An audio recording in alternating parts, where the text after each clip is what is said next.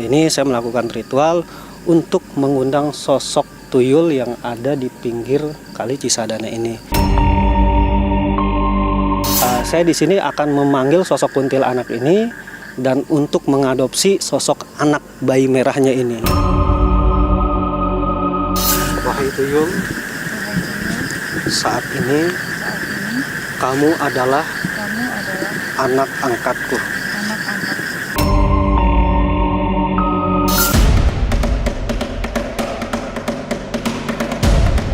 Malam datang meninggalkan petang yang tenggelam dalam gelap.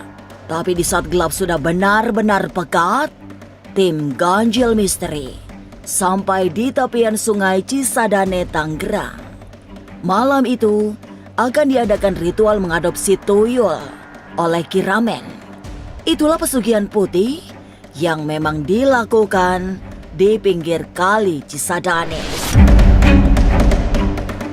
Informasi yang terbatas di kalangan tertentu, di tepi Kali Cisadane memang ada kawasan gaib yang biasa dijadikan tempat mencari pesugihan. Kiramen juga sudah beberapa kali mengantar seseorang yang ingin mencari pesugihan putih di tempat itu. Lalu seperti apa ritual adopsi bayi tuyul di pinggir Kali Cisadane? Benarkah pesugihan tuyul ini tidak memakai tumbal manusia? Jangan dulu berlalu, masih akan banyak keganjilan terjadi di sini. Dan jangan lupa subscribe, like, share, dan komen agar tak ada yang terasa ganjil di sekitar Anda.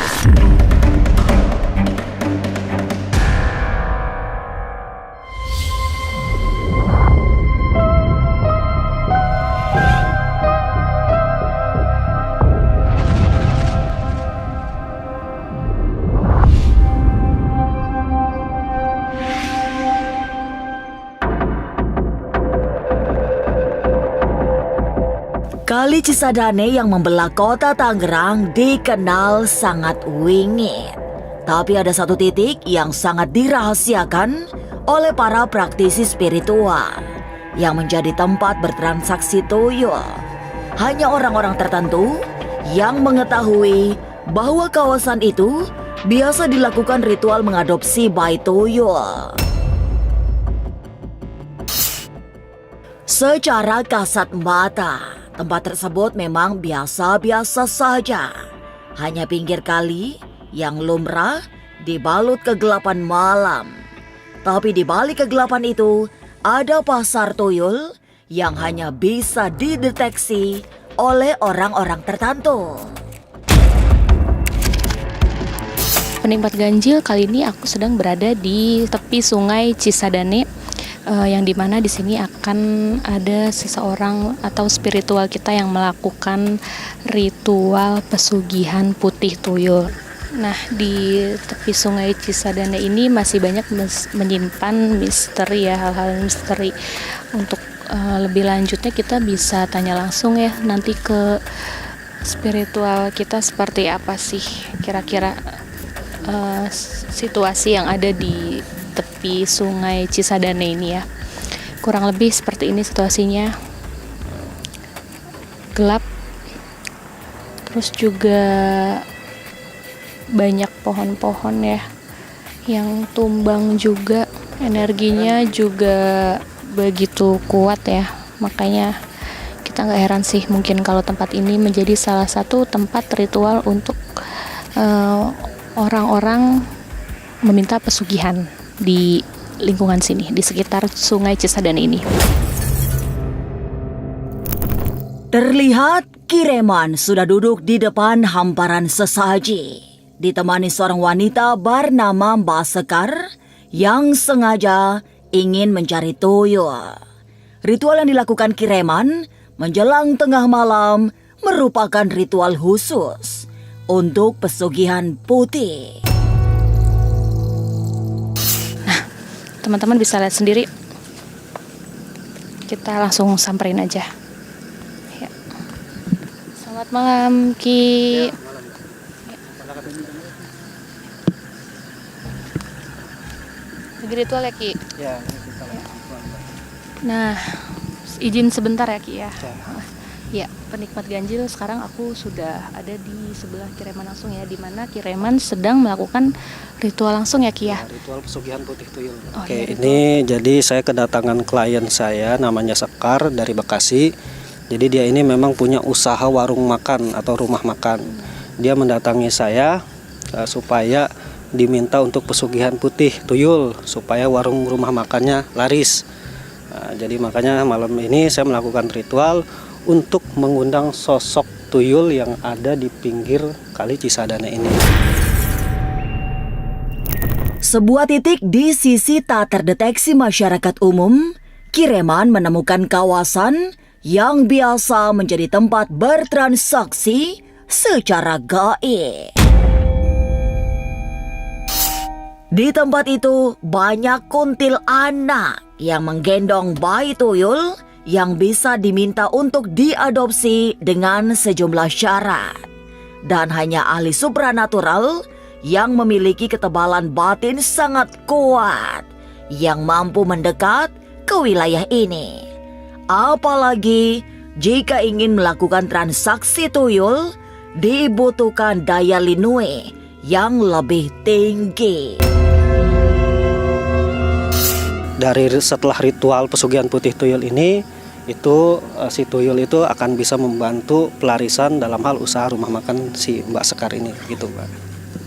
Nah, mungkin dari sekian banyak tempat yang bisa dibilang mengundang misteri dan mistis, kenapa harus memilih tempat ini Ki? Kenapa harus sungai gitu ya? Karena satu, sungai itu merupakan tempat pembuangan baik jin negatif ataupun jin yang lainnya. Jadi di pinggir Sungai Kali Cisadane ini memang banyak sekali unsur-unsur dedemit atau siluman atau golongan jin. Apalagi memang di area yang saya lakukan ritual ini memang banyak sekali sosok, khususnya kuntilanak yang memang menjelma menjadi seorang ibu-ibu yang menggendong anaknya. Nah, makanya saya di sini akan memanggil sosok kuntilanak ini dan untuk mengadopsi sosok anak bayi merahnya ini gitu. Dan memang sosok kuntilanak yang membawa anak ini sering sekali dilihat penampakannya oleh para pemancing-pemancing yang ada di sini. Kalau malam hari itu nggak ada yang berani Mbak datang ke lokasi ini, nggak ada yang berani. Makanya ini tempat yang sangat cocok dan tepat untuk saya melakukan ritual pesugihan putih tuyul ini. Memasuki kawasan angker di tepian Kali Cisadane, hawa metafisika sudah sangat kuat. Tapi Kireman berusaha memagari area itu dengan perisai gaib agar ritual tidak terganggu oleh energi negatif. Tapi benarkah pesugihan tuyul yang dilakukan Kireman termasuk jenis pesugihan putih sehingga tidak meminta tumbal manusia? Jangan kemana-mana, tetap subscribe, like, share, dan komen agar tak ada yang terasa ganjil di sekitar Anda.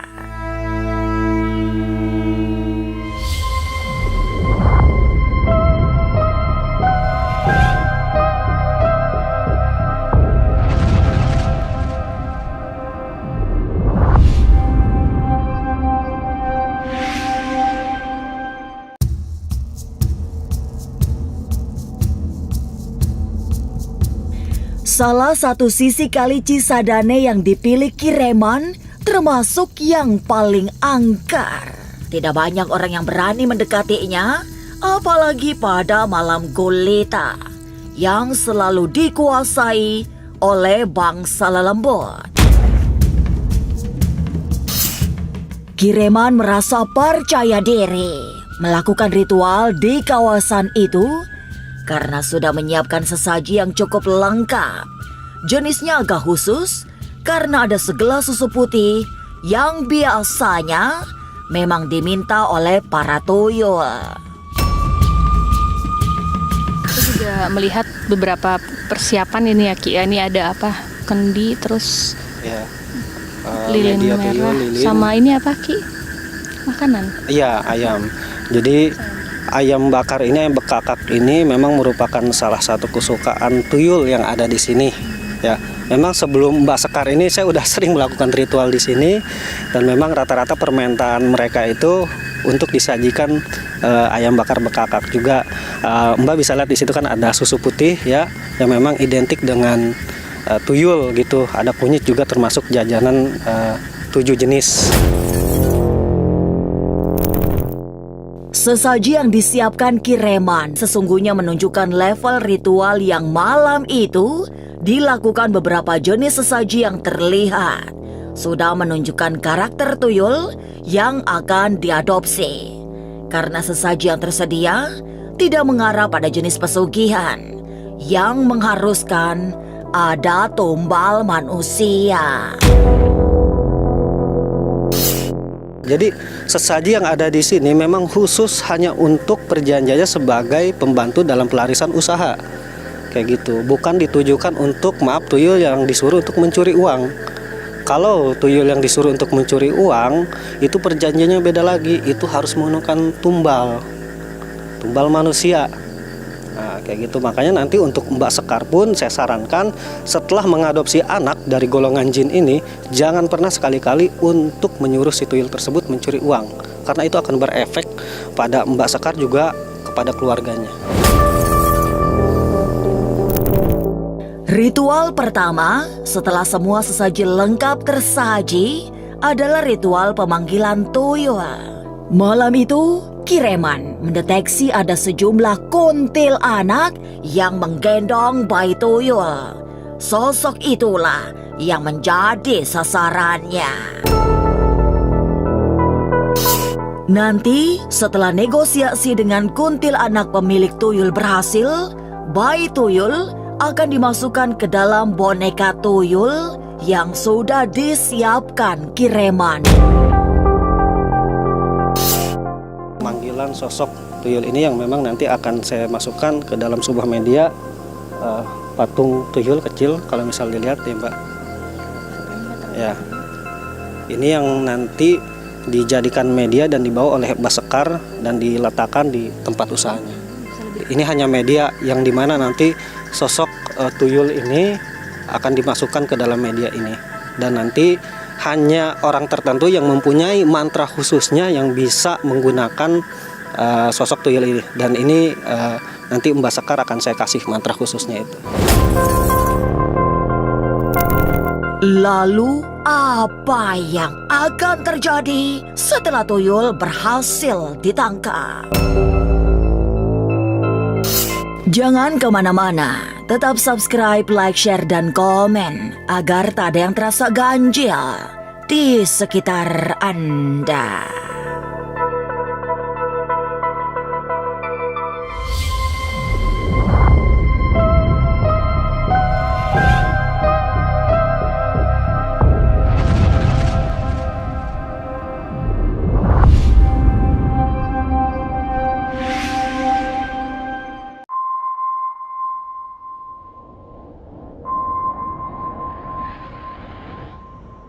Sesaji lengkap sudah siap. Mbak Sekar yang minta dicarikan tuyul juga telah duduk menanti calon anak angkatnya. Secara perlahan, Kireman memusatkan seluruh indera untuk kemudian merapal mantra pemanggilan tuyul. Sebilah keris jenis lurus sudah terhunus. Keris dengan dapur brojol itu menjadi bagian dari sesaji untuk menangkal anasir negatif yang malam itu sangat liar mengalir bersama aliran Cisadane.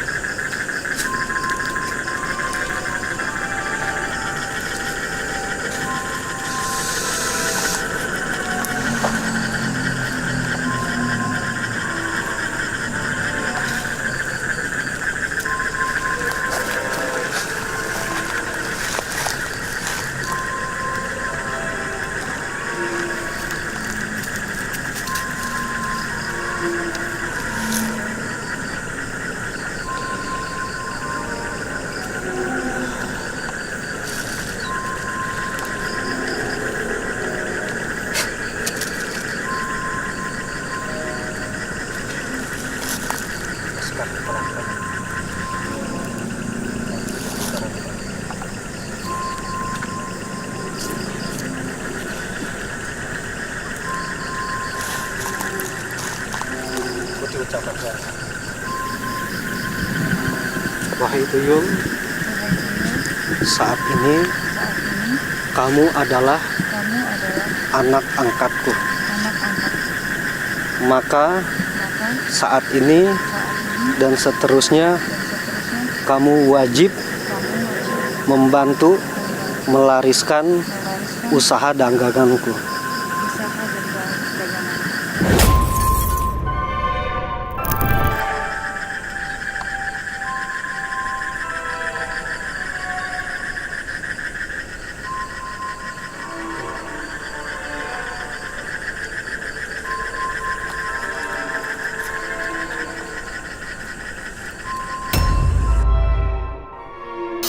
Selanjutnya kepada Mbak Sekar. Mbak Sekar wajib melakukan ritual wajib setiap malam Selasa Kliwon. Ritual tersebut Mbak Sekar harus menyediakan susu, dupa, kunyit, ya, dan kembang 7 rupa. Itu syarat dari dia. Ritual menangkap bayi tuyul berhasil dilakukan oleh Kireman. Setelah kemudian mampu dijinakkan, tuyul diserahkan untuk dijadikan anak angkat oleh Mbak Sekar. Interaksi pertama antara ibu angkat dengan si tuyul dilakukan lewat bantuan seorang mediator yang merelakan raganya untuk dirasuki energi tuyul. Jadi sosok tuyul ini sudah diadopsi dan sudah ditangkap dan saya masukkan pada media ini. Yang dimana media ini nantinya akan digunakan sebagai media pelarisan pesugihan dari Mbak Sekar. Dan saat ini saya akan memasukkan sosok jin tuyul yang ada di dalam media ini ke dalam raga ini untuk diajak komunikasi.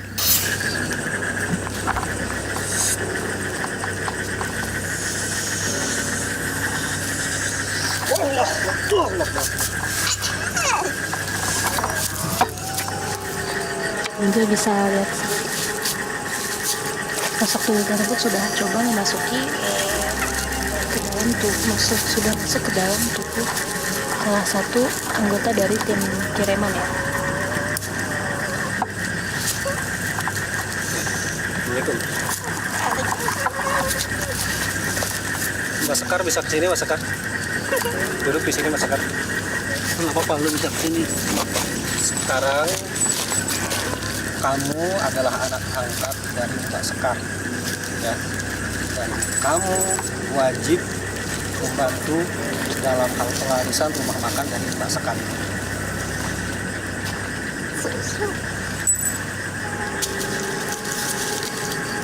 Kamu minta apa dari Mbak Sekar? Ngomong. Susu. Ambil sana ambil.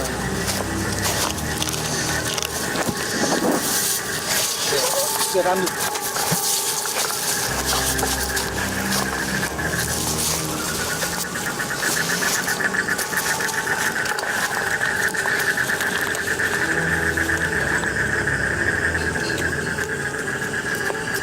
Jadi memang sosok tuyul ini sangat suka sekali dengan sosok susu dan ayam bakar.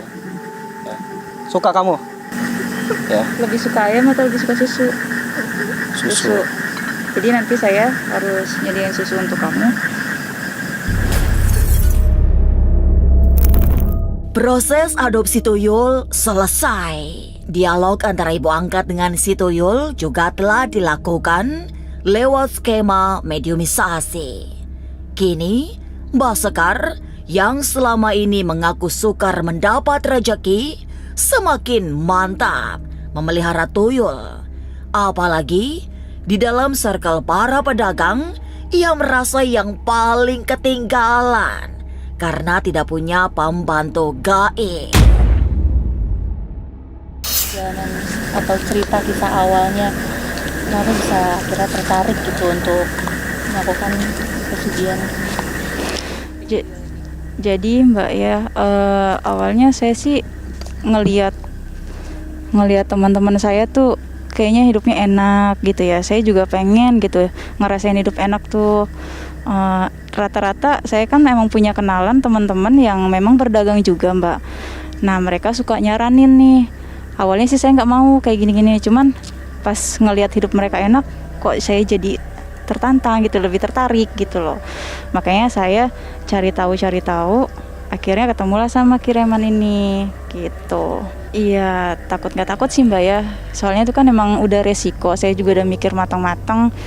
Ya emang harus ini saya jalanin gitu. Jadi ya mungkin awalnya takut, tapi mungkin kesananya nanti terbiasa kali ya. Pesugihan memang menjadi solusi bagi mereka yang berantuk kebuntuan, terutama dalam urusan penghidupan.